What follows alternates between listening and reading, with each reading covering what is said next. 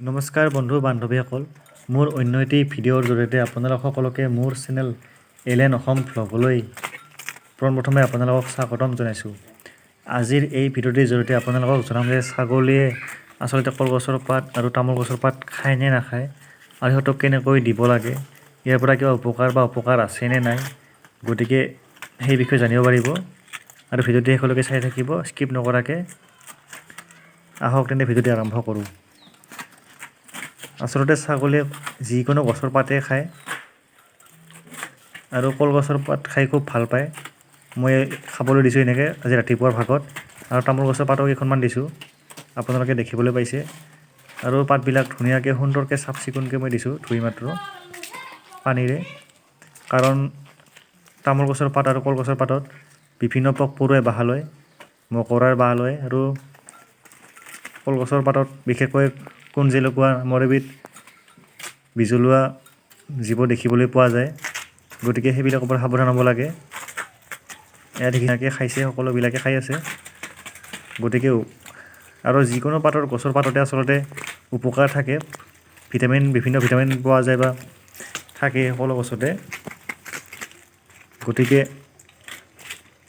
যিকোনো গছৰ পাত দিলে আপোনালোকে আগতে চাই ল'ব যাতে কোনো পোক পৰুৱা বাঁহ নলয়। এয়া দেখিছে ধুনীয়াকৈ খাই আছে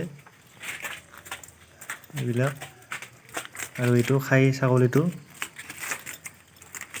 ইয়াৰ বয়স এবছৰ হৈছে, আপোনালোকক দেখুৱাইছোঁ আগতে ভিডিঅ'ত। এয়া চাওক ধুনীয়াকৈ খাইছে। আৰু দুজনী মাইকী, এই মাইকীজনী 2 মাহৰ গাভিনী আছে, আৰু সেইফালে আছে এজনী মাইকী, এইজনী মাইকীও 2 মাহৰ গাভিনী আছে। এইকেইটা পোৱালিকেইটা 4 মাহমান হ'ল, 4 মাহ 3.5 মাহমান হ'ল। এয়া দেখিছে। আচলতে আপোনালোকে যিকোনো গছৰ পাত দিলে আচলতে আগতীয়াকৈ চাই ল'ব যাতে কোনো পোক পৰুৱা নাথাকে। কিছুমান বিষাক্ত পৰুৱা পোৱা যায়, আৰু বিচাও বাঁহ লয়। গতিকে সেইবিলাক খালে ছাগলীৰ ক্ষতি হোৱাৰ চান্স থাকে, মুখত ঘাঁ হ'ব পাৰে বা মৃত্যু হয় ছাগলীৰ। গতিকে সকলোবিলাক চাই ল'ব আৰু চাই মেলি এনেকৈ পাতবিলাক খাবলৈ দিব।